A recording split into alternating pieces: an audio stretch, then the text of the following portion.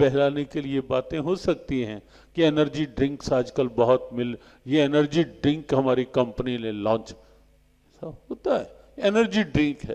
अरे भाई, मन की एनर्जी के लिए कहीं कुछ नहीं है। कल बताया था, मन की एनर्जी के लिए केवल और केवल ये मन मना भाव की स्थिति प्रभु में। मन के बाद बुद्धि की बात है।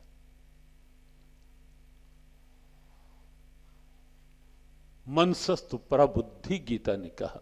मन के आगे बुद्धि है जो निर्णय करती है, अच्छा क्या बुरा क्या, उचित क्या अनुचित क्या, कौन निर्णय करेगा, कौन दिखाएगा, वो बुद्धि। बुद्धि का निर्णय कि ये करने योग्य है, ये नहीं करने योग्य। बुद्धि का विवेक जागा होगा तो समझा देगा कि ये नहीं करने, ये काम, मैं इंसान हूं, ये काम मेरे लिए उचित नहीं है। क्या पीना है क्या नहीं पीना, अगर बुद्धि का विवेक जगा होगा तो बता देगा कि कड़वे नशे बर्बादी का घर है, ये नहीं प्रयोग करने चाहिए। अगर बुद्धि का विवेक जगा होगा, और सत्संग में आने पर भी अगर ये आदतें बनी रहती हैं तो समझ लो कि अभी सत्संग का प्रभाव नहीं, अभी विवेक नहीं जगा जीवन। विवेक बुद्धि की वो क्षमता है जो अच्छे भले स्थितियों की ओर, अच्छाइयों की ओर अंदर ही अंदर प्रेरित करती है, निर्णय सोच समझ करके करती। मन के आगे बुद्धि को कहा गया। और सच ये है, विवेक का अंकुश मन पर लगा रहेगा तो मन शरीर को सही रास्ते पर लेकर जाएगा, विवेक का अंकुश। और अगर मन बुद्धि पर हावी हो गया कि जो मेरे मन में आया, कई लोग ऐसा बोलते हैं, वो मेरे मुंह में तो, मेरे मन में जो आता है मैं तो कह देता हूं, दूसरे को अच्छा लगे या बुरा लगे। कई बार मन ही तो घुमाता है ना, बस जो लगता है ठीक है। अरे भाई, विवेक से काम तो लो।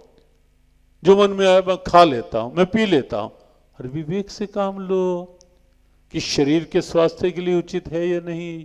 केवल मन के अधीन होकर खाते रहोगे। डॉक्टर मना करते हैं कि ये नहीं खाओ ना, मेरा मन कर रहा था मैंने खा लिया, मेरा मन कर रहा था मैंने, विवेक का अंकुश ही नहीं। और इसीलिए कल जो पूज्य बाबा जी ने बात कही थी, मन मत ऊंची, मन बोलो, मत ऊंची मन नीवा। ये जो बात कही गुरबाणी में अरदास के समय प्राय कानों में पढ़ते हैं ये शब्द, मत, कितना गहरा भाव है इसके पीछे, कितना गहरा भाव है इसके पीछे। मत ऊंची अर्थात विवेक के आधार पर ये मन चलेगा, मन पर अंकुश रहेगा, जीवन की गाड़ी सही मार्ग पर चलेगी।